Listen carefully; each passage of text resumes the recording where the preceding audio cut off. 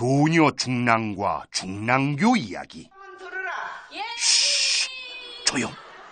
연극 공연 중입니다. 제목은 효녀 중랑. 그런데 이 연극에 출연하는 배우들은 전문 배우들이 아닙니다. 바로 중랑구의 주민들이거든요. 중랑구 주민들이 왜 이렇게 연극을 하느냐? 그건 바로 자신들이 살고 있는 중랑구의 유래를 널리 알리기 위해서랍니다.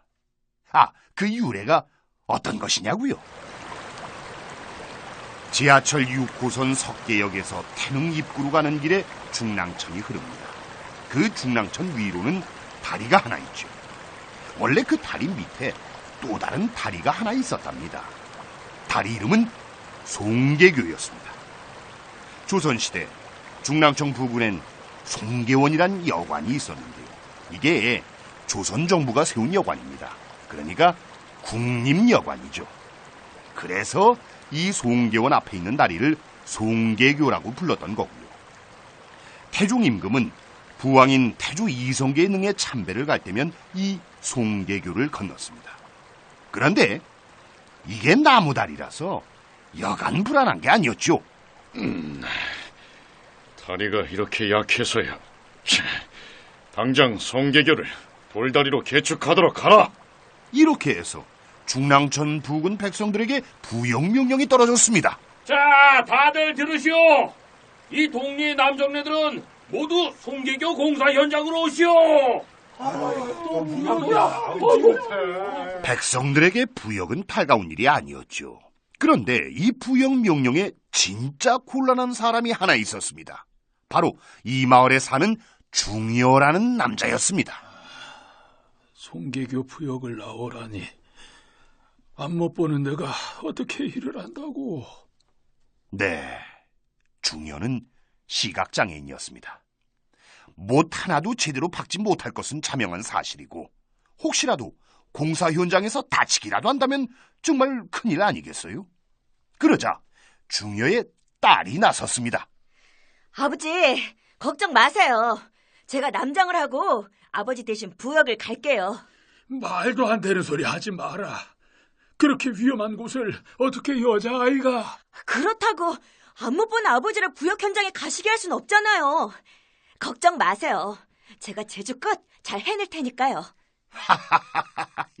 이 아가씨, 당시 조선 여자들과는 달리 꽤나 대범하고 낙천적인 성격이었던 것 같습니다. 아무튼 이렇게 해서 중여의 딸은 남장을 하고 송계교 공사 현장으로 갔지요. 중여의 딸은 열심히 일했습니다. 늘 꾀부리지 않고 일하니까 인기도 많았죠. 아이고, 목탄다. 아저씨, 목마르시죠? 여기 물 대령했습니다. 이 기특한 녀석. 예, 좋다. 하여간 이 칭찬 녀석 눈치 하나 끝내준다니까. 에이, 눈치만요. 솜씨는요. 녀석 넉살하군. 야 신참, 근데 넌 이름이 뭐냐? 아유, 상놈 주제 이름은요. 제 성이 중치니까 중가야 하고 부르시면 되죠 뭐. 중가야. 그런데 어째 넌 생긴 게 꼭 기집애 같다. 아유 참. 왜 이러세요? 위풍당당 패기만만 조선 남아입니다. 기집애 같이 생겨가지고 허풍은. 야, 우리가 네 별명 하나 지었다. 별명요? 뭔데요? 중시성을 가진 낭자, 중낭자. 진짜. 우리 부모님한테 이럴 거예요. 멀쩡한 남의 집 아들놈을 계집애라 한다고요. 뭐 이렇게 뭉치고 넘어가긴 했지만 하루하루 불안할 수밖에요. 그래서 중여의 딸은 물도 잘 마시지 않았습니다. 혹시라도 뒷간에 들락거리다가 정체가 탄로날까 봐서요. 하지만 비밀은 오래가지 못했습니다. 어느 날 밤 반주를 곁들여 거하게 저녁을 먹은 일꾼들은 소변을 보러 근처 숲속으로 들어갔습니다. 어이, 막걸리를 너무 많이 마셨나? 시원하다.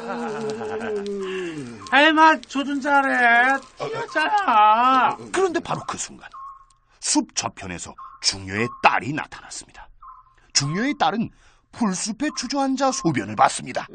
저거 중랑자잖아.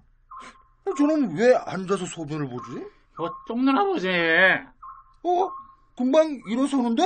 안 나온 아버지 뭐. 변비 걸린 표정이 아닌데. 저 녀석 설마 진짜? 바로 그 순간 중녀의 딸도 두 남자를 발견했습니다. 아저씨들! 야, 우리 아무것도 못 봤다. 나도 못 봤다. 진짜. 진짜? 못 보게 뭘 못 봐요. 결국은 들켰네. 어쩌지? 너 진짜 여자였어? 어쩌려고 이런 어마어마한 짓을 했어? 그렇다고 눈먼 아버지를 공사 현장으로 보낼 순 없잖아요. 눈먼 아버지? 중녀의 딸은 자신의 사정을 다 털어놓았습니다. 이야기를 들은 동료들은 함께 안타까워해줬죠. 세상에 너 같은 효녀가 또 있을까? 날이 밝는 대로 관아에 가서 자수할게요. 아저씨들, 죄송하지만 혹시라도 저한테 무슨 문제 생기면 그땐 우리 아버지 좀 잘 부탁드려요. 그리고 다음 날 중랑자는 관아로 갔습니다. 그리고 자수를 했죠. 저는 중효라는 사람의 딸입니다. 안못 보시는 아버지가 부역을 나가실 수 없어 제가 대신 나왔습니다.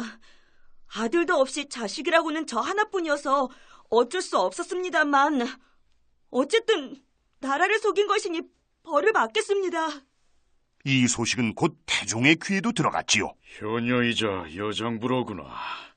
오늘부로 중녀의 딸을 부역에서 풀어주도록 하라. 그리하여 중녀의 딸은 아버지 곁으로 돌아갈 수 있게 됐습니다. 그 후부터 사람들은 중녀의 딸이 공사를 하던 이 개천을 중랑천이라고 불렀습니다.